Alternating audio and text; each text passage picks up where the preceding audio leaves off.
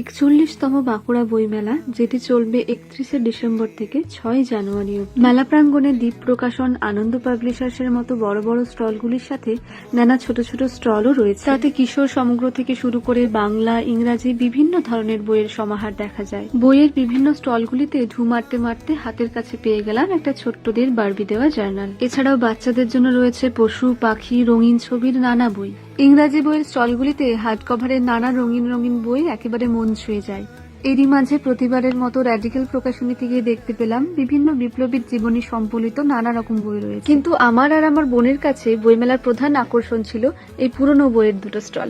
এখানে সস্তায় বিভিন্ন রকমের ভালো ভালো বইয়ের কালেকশন প্রচুর পরিমাণে রয়েছে। একাডেমিক্স থেকে শুরু করে বাংলা এবং ইংরাজি সাহিত্যের নানা বই, এছাড়াও সেলফ হেল্প বুকের নানা সম্ভার খুলে যাবে আপনাদের কাছে। এসব দিনে মনে পড়ে যায় আমার প্রথমবার বইমেলা যাওয়ার গল্প।